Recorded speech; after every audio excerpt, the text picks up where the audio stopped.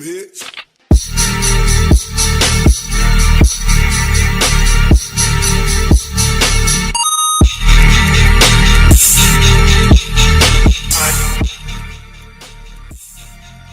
Yo, what up? All right here, you see a picture of my ex-girlfriend. Her name is Sarah Cortez Coker. She was my first girlfriend, man. Like, it was pretty much, I felt like love at first sight type of thing. I remember I seen her at a movie theater, and there was like an instant connection. Come to find out later, that was my homeboy's sister. I had no idea. She is, her dad's from Pakistan, and her mom's from the Philippines. And, we eventually went out. We started to date. And type of brother I am, I always like, I won't actually date a girl or have a relationship with her unless it's someone that I could see me potentially marrying, in case any, type of accidents ensue, that situations ensue, that, it's not something that I would trip on, because it's somebody that, I wouldn't mind being with. It was a beautiful relationship, but there were like many obstacles. Take for instance, like her father could never know, because Sarah was Muslim, and she was courted to be married, a prearranged marriage to a doctor, a dude studying to be a doctor. So her mother and her father spent most of the time overseas. He had money. He had some type of oil business in the Middle East. So most of the time he was over there. But her mother, I'm thinking like she was very materialistic. I think coming from the Philippines, she might have came from a place that was impoverished. Sarah, being born after the marriage of her mother and father, had a different type of spirit, a different type of heart. She was very non-materialistic, and what have you. So anyways, we connected on many different levels. I was about 17, she was 16. Later in the relationship, when I turned 18, I was at the age where I could, start going clubbing. And I will tell you guys, like, my first relationship, I was a horrible boyfriend. I didn't even know that I was being a horrible boyfriend at the time. And I really feel bad about that, because it may have contributed to some of the things that she struggled with, especially being in her culture and her family. The males were prized, and she always felt like, she was either invisible or not given proper respect. And I've seen it a few times. There was many times I kind of had to stand up for her and what have you. It's, Friday, Saturday roll around, it was time to go clubbing. Me and my homies would get together. We was into breakdancing and what have you. So we would hit the clubs, and all I could think about was like, so many niggas there that I could just battle. Back in the day, you go clubbing and a circle would open up for the people that, could dance and what have you. So we would battle people at the clubs or whatever, at, these 18 up clubs. There was this club called like 21 back in the day in Sacramento. It was kind of in a sketchy neighborhood, but we would go there because it was 21 and up. And like, I had a system in place, man, like, because I was so used to clubbing. I would club like 7 days a week. And I always knew, like, okay, to get the club, the first person you want to befriend is the bouncer. You befriend the bouncer, you befriend the DJ, and you befriend the bartender. You do those three things, then you kind of lock the club, unless, you could find management, which generally wasn't there. But it was a 21 and up club, and we could get into this club because, I was cool with the bouncer, and the bouncer was a breakdancer. So I just love going to these older clubs and battling all these niggas. So, like, I remember I was heavily influenced. I didn't know anything about relationships, but watching TV episodes like Boy Meets World and what have you, I come to realize that, there was an episode where, this dude, he went to like a juice bar or something like that, and this girl threw herself on him and she kissed him. and it ended up causing a huge situation at his school or whatever, and they had like some type of gnarly fallout and what have you. And you know, basically, um, I was scared that that was going to happen. I kid you not. Like, I really was that sheltered and naive. So I felt like in order to avoid like any type of cheating or accidental cheating, that I would just have her dump me on Fridays. And so that's what I did. I would have her dump me on Fridays and I would ask her back out on Sunday. Looking back on that, that had to be a huge mind fuck. And how I've been raised, man, like my father all the way down to my grandfather, like there was no infidelity. Like cheating is not in my bloodstream. I'm in all my dysfunction, and you guys will see like at judgment. I'm pretty sure like when the Lord like rolls out my judgments and what have you, your mind is gonna be blown because you guys, I'm no angel. I'll tell you that. Like, and even in my dysfunction, like a lot of times, where most people have tried to do things wrong, I try to do things right, and I'd be way wrong. And then there are things where I went off the beaten path. When I fell into depression, I was just like completely corrupted for a second. But anyways, man, like in this situation, I never cheated that entire span of time, and she started getting mixed in the wrong crowds, and you know I know my parents, like, her mother didn't really approve of me completely because just me being a black dude, even though, like, her mother wasn't with a prearranged marriage, she wasn't really down with, like, her daughter dating a black dude. And that's how it is in a lot of cultures. And me, I'm completely, like, I'm a blind cat because I grew up in the suburbs in Cali. So when I moved back here in the Midwest, is when I found out, like, when I worked at a factory, these chicks was like, oh yeah, girl, he's a swirler. And I was like, what the fuck is a swirler? And the sister basically broke down, like, a swirler is when you go and get ice cream and the vanilla ice cream swirl around the chocolate ice cream. And I was like, okay. And she was like, basically when you like date outside of your race. I was like, I date anybody that I just like. And she was like, I know, that's like, that makes you a swirler. I was like, okay. I just kind of laughed because I just kind of felt it was like ignorant and facetious, you know, having to go to church all my life, you know, when I was young, I came from the New Testament and I never seen any biases in people. There was good people and then there was people that be tripping. That was it. I didn't really look at race or none of that was really real to me. But yeah, Sarah started getting mixed up in a wrong crowd. There was a local drug dealer in that town. His name was Gil. She got mixed in with him, kind of got caught up on crystal meth. No telling what ensued, you know what I'm saying? But we had kind of grown apart then after a while. And breakdancing, you guys, I know that you like, oh man, I can't believe you didn't hang out with your girl. I hung out with my girl on Sundays, but I mean, as for like breakdancing, it's kind of like Denzel and Mo Better Blues. Music was his first passion. At that point in time in my life, breakdancing, I have a guy breakdancing tattooed on me, like that was my thing. I was all about breakdancing. I really was. Like, I had gotten pretty notable at school as an outcast, just being a breakdancer and what have you, being on the float and everything like that. And I was just really into it. I love battling. Battling is when you battle people in the club dancing, kind of like an 80s thing, but I was really into that.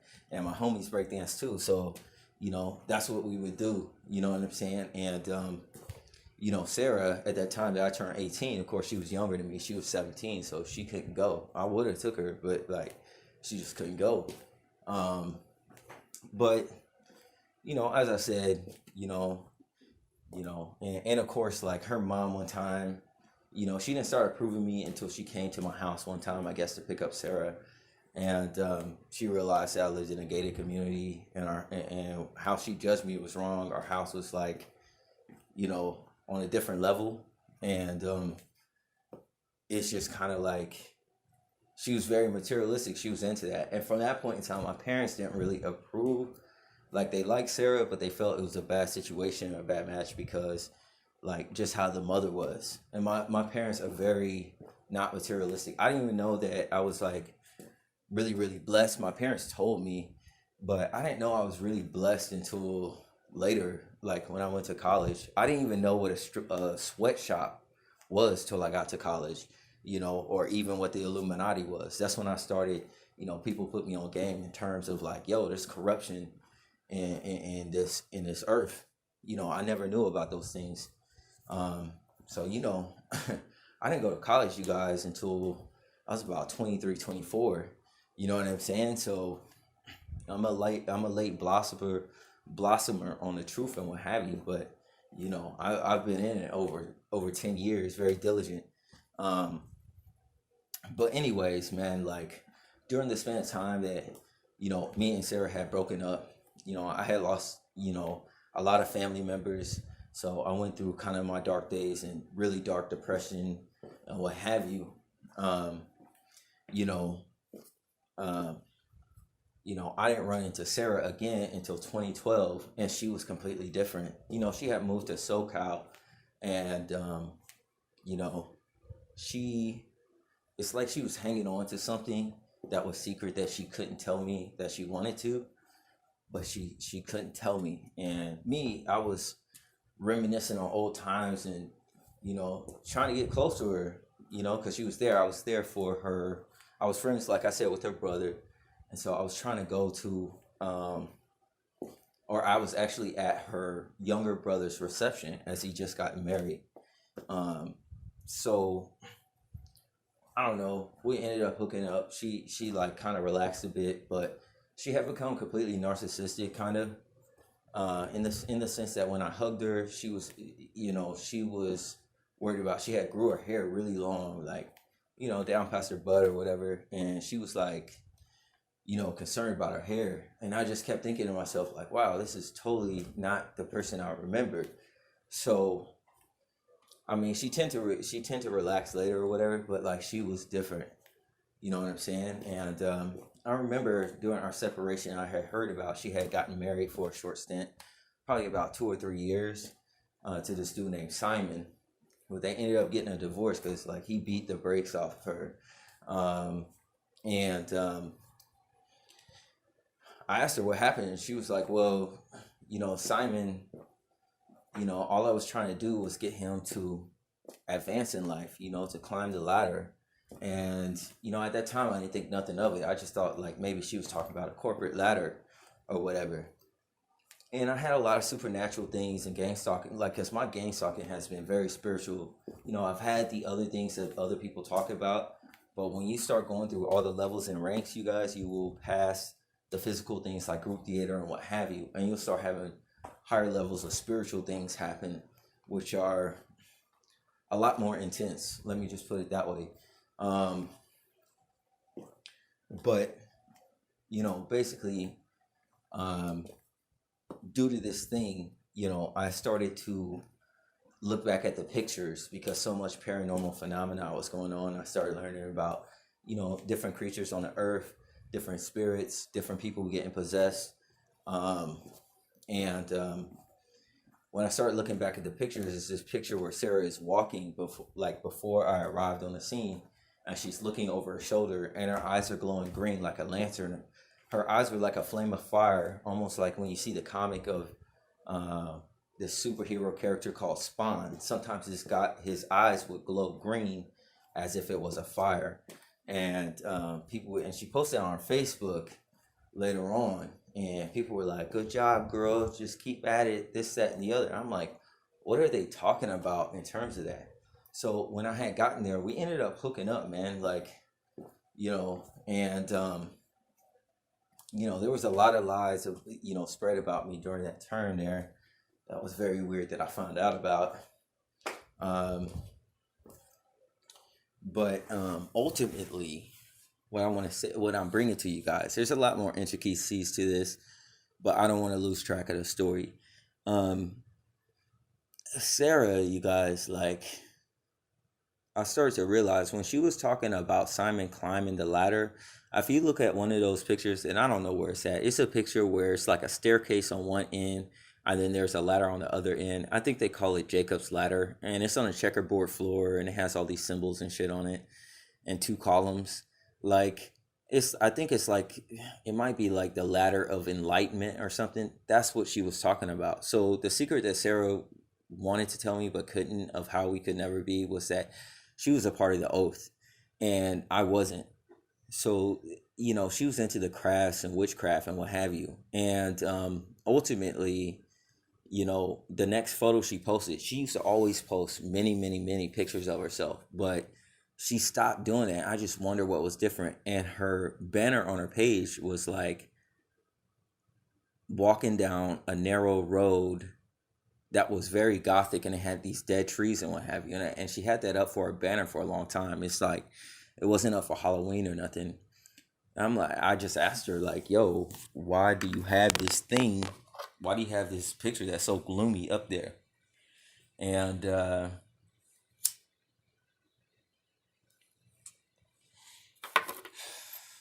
she really didn't have a valid explanation that I accredited any, garner any attention to. But I do know that the very next picture that she had posted, it was very pointed towards me in how it was posted, and I'll explain that in a different topic and a different testimony, because my testimony is a connect. It's been so bizarre, you guys.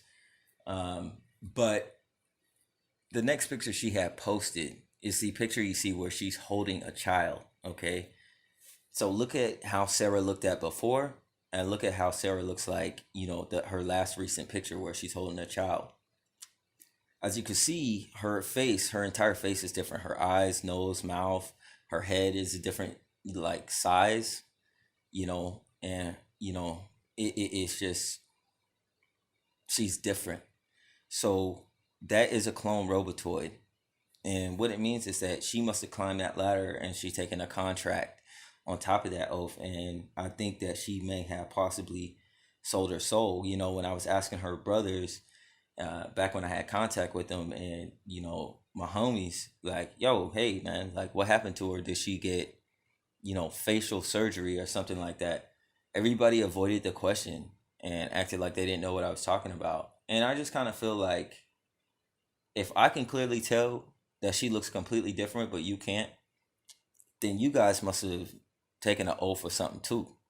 So ultimately, back when I ran into Sarah again back in the day in 2012, when I went out to SoCal, I would have to say, like, that individual like had the form of Sarah. Even though she looked like the former Sarah, she was already possessed by a different spirit. That wasn't the Sarah that I knew. And that's what makes this situation so real, is the fact that we think that these things only happen to celebrities. They don't. Like, it could be somebody that you know. And I believe that's why scripture says walk by faith and not by sight. Knowing what I know now, when you read the book of Malachi and you read, what happened with Solomon, because he started dealing with women that was outside of the faith and what have you, through those soul ties, he was brought down. And that was the thing, man. Like, if I known what I knew what I know now when I was 17, I would have known that, dating a girl from a Muslim heritage, for me, like, I never should have been there. Like, that's not how God does things. And, when you have the Holy Spirit, which is like, the highest, the most high spirit dwelling inside of you, when you create a soul tie, you do not mix the most high spirit with a different spirit, a different faith, or an individual that lacks the faith. That's not being evenly yoked and what have you. So I just put this warning out there because it is very important, you guys. I went through an incredible downfall, of which the Lord had to save me out of, and it took me nearly like 20 years to get out of it. But the damages from that, you guys, I'm still going through things that I just cannot return from, unless it be by some type of miracle. But all praises to the Most High, man. He saved me in incalculable ways. I've been in dangers that I haven't even known what type of dangers I was stepping in. But like I said, man, like, you know, it can happen to you. You know, a lot of us are caught up in this gang stalking and what have you. And what you don't know is that, after I dated Sarah, like, even though I was here, her spirit, her spirit has followed me and is one of those spirits that stalks me. I've met women that, though they look different, acted exactly like Sarah. You know, and it's so much to the point that it's like you seeing somebody that you don't know, and they act so much like the person that you used to know that you accidentally call that individual by another person's name. And so that's one of my testimonies. I got a lot of them, you guys, and they're going to connect together. But this is just the first take on it. And I want you to pay attention to these two pictures here. I just see, like, that is a clone Robotoid. That is not my ex-girlfriend. Just because we don't have the technology patents on paper here that mankind has perfected cloning, you guys have to realize we don't know all the creatures that God made. And, people say that they're not aliens, but how could we really know that? We don't know whether they are not so-called aliens or not. The Bible is for man to follow instruction, sound instruction, and to have wisdom. And most of the things out there, you guys, the Bible is instructing us, like, listen, the reason why I don't get into details like that, because we could get so easily distracted. And so God doesn't spare any time, okay, giving us the details of all these things, because there are so many creatures and beings that he has created that, if we had not have fallen, we would have known about them, but, we fell into being subjected by time. And these creatures have, substantially greater technology than we can ever come with in the third dimensional quadrant. So that is the thing, when, people sell their soul or whatever, like, I'm just saying, man, like, we don't know exactly what that entails. But I can tell you that when we speak of familiar spirits, how can you have a familiar spirit, okay? How can you have a familiar spirit unless it deals with the spirit that you formerly known? That spirit would be familiar. Other than that, it would be pertain to the actions of maybe a sin or a circumstance that you've habited. But generally, it speaks more to me. A familiar spirit is a spirit that you may be soul tied to, you, that stalks you. And a lot of my gang stalking, I have experienced that. So with that being said, man, peace and blessings be with you all. And we walk by faith, not by sight. All right, I'm out. Peace.